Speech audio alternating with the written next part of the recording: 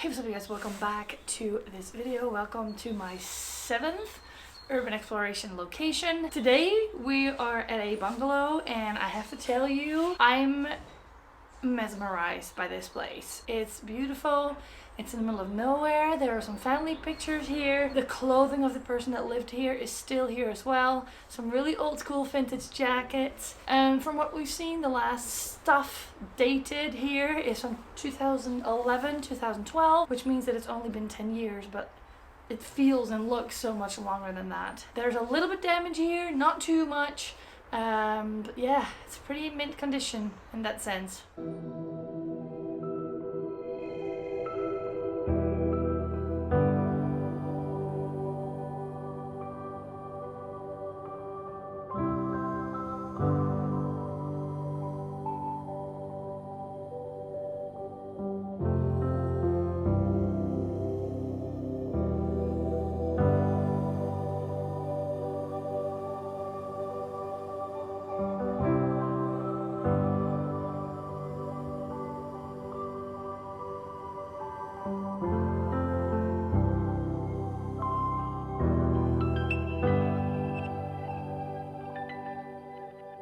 So let's immediately start the place where I just recorded. I just put you guys there. And this is then the living room.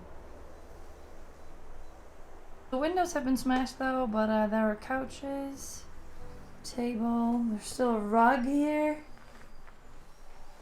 People have been writing nasty shit on the walls, so I'm not going to read that to you. I'm not going to translate. Over here there must have been a lot of family photos and books and pictures. This is a phone book and it's from 2011 and 12, which I said before in the intro, probably that's the last time people were here. This is also saying 2011. Then something I find extremely interesting is this. Some pictures and names. And one of the things I find extremely interesting is this photo, because it seems like this photo was taken in that kitchen over there, which I'm going to show you in a sec. And all the clothing, it could be his stuff. There is kitchen or garden seats inside. Don't know what the reason for that is. It's Helena. Hi. So some kitchen towels. Oh, that's my backpack, by the way. This place really gives me video game vibes, to be honest. The floor is extremely squeaky, and in some places it collapsed, like the kitchen. I'll show you that too. It seems like an old aquarium. By the way, a painting that I found that was upside down on the floor, so I put it back up. This is the kitchen, and this floor completely collapsed. And there's a video of me already, which I'm going to insert in a second, but it shows me trying to open the cupboards and everything that's in there. Look, pots and pans. Another one, but I'm not going to take everything out before everything collapses. There's a basement, which only has like this big recycling bin in there and a lot of water, so nothing too crazy. It's just wild to me how much stuff there is here. Like, there is a clock over there. There are some herbs. A lot of tins that probably had the food in them. Kitchen supplies. That thing over there. Cute Hawaiian shirt was in one of the bags over there. Then, going this way, when you walk out of the living room, you walk by the kitchen actually that we saw from the other entrance too, and the cupboards actually are still filled. Glasses, a lot of cutlery. This is good wine, by the way. I drink that at home too.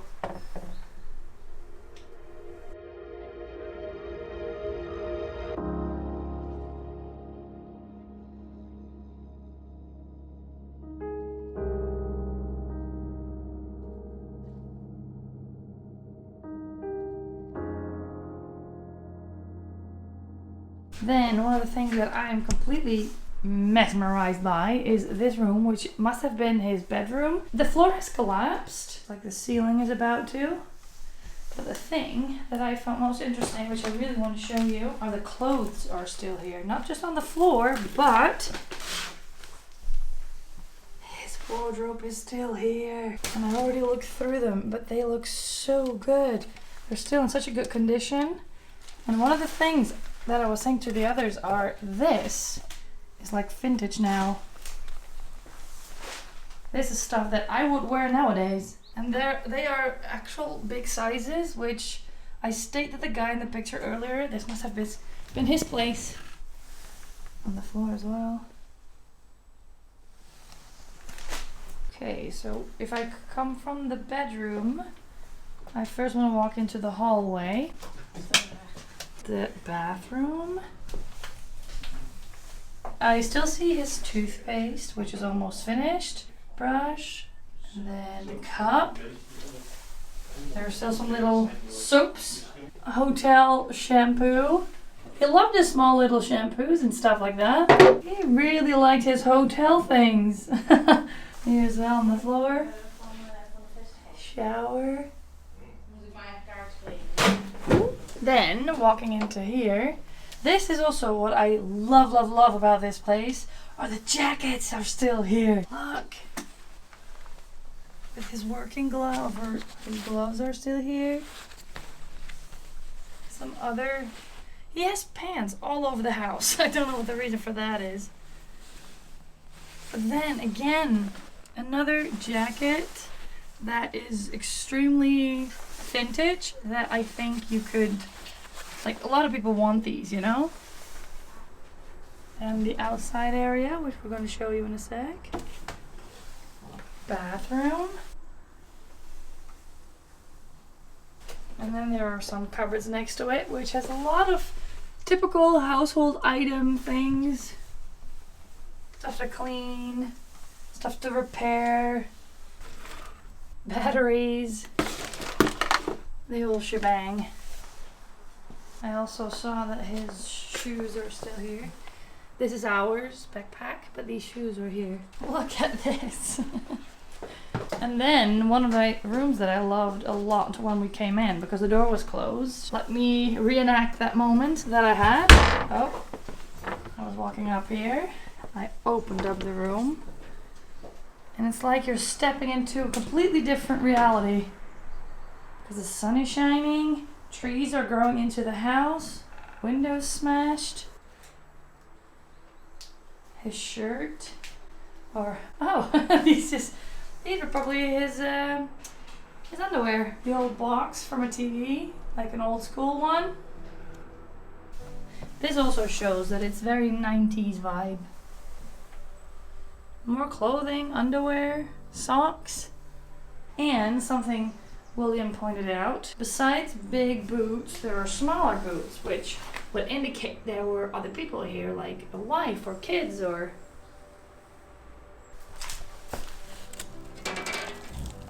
nothing. Again, the 90s, very 90s vibe. So this is the room that I just was in. This, guys, is the front door that held all the jackets. Look at how overgrown this place is. It doesn't feel that long when you say, oh, 2011, but if you really think about it, that's been over 10 years.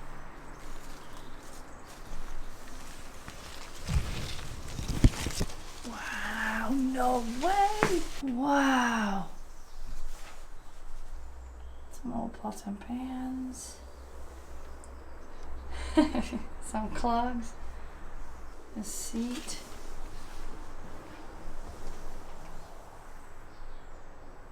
Everywhere there is something. Wow. What's this? Like a beehive kind of thing? No, I don't want to do it. It's going to ruin everything. Oh, yes, he was doing beehive stuff.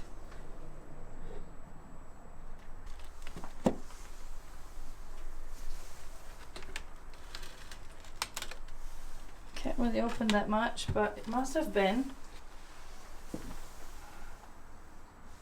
This is nuts, you guys. Look. There is just this bungalow that has been overgrown.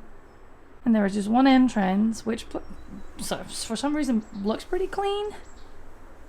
Okay guys, so right now we are looking through some family photos and some cards that people sent and received over here, and my heart is so full of love, and I'm a little bit sad too. So I'm gonna show you a few things that I saw. It's just, it gets so personal because normally you go to these places and it's just a location to you sometimes, but somebody lived here, somebody's history is there. And just seeing and reading these cards and seeing those photos and seeing pictures of the place here just make it so much more real.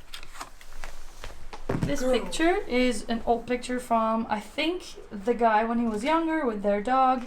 It says, before you know it, money runs out. That's the couch from over there, which makes it sad and wild and beautiful at the same time. So then there is this picture in black and white, which it's in color here too, but it doesn't really show a lot. This is the photo in black and white, and this is outside over there on the patio.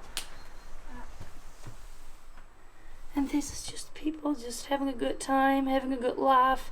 I feel like this is the guy that lived here, because you see him in this picture, at least I think that's him, but a lot older. Then there's all these cards from holidays that people sent, and Valentine and Father's Day and stuff like that. Picture of his car that said 1996. Photo, maybe it was the guy himself when he was younger, or maybe their child.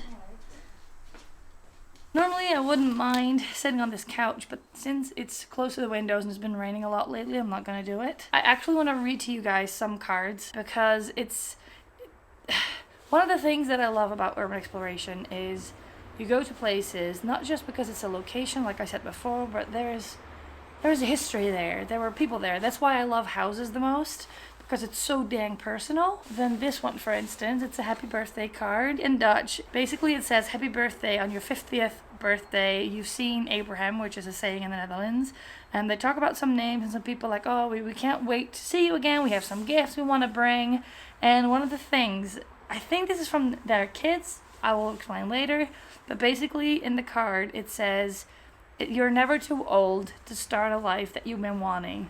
Like buying a big Harley Davidson and going to America to drive on it and just have this beautiful adventure, which resonates with me a lot because I always feel like I'm running out of time to do things, which is stupid because I'm only 29, so I have all the time in the dang world. So, and it's a funny card too.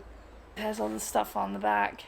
Then there is this card. I think it was from the guy's girlfriend, because basically this is what I love about cards. We don't do them anymore now, but back in the day it was normal to send a card. If you would go somewhere, you would buy a card there, a postcard, and send it back to family and friends. And basically this one says, hi honey, in Dutch obviously, hi honey, after a too long stay on the airport, but a good flight to Manchester. So the person went to Manchester, they met up with a family friend that they know.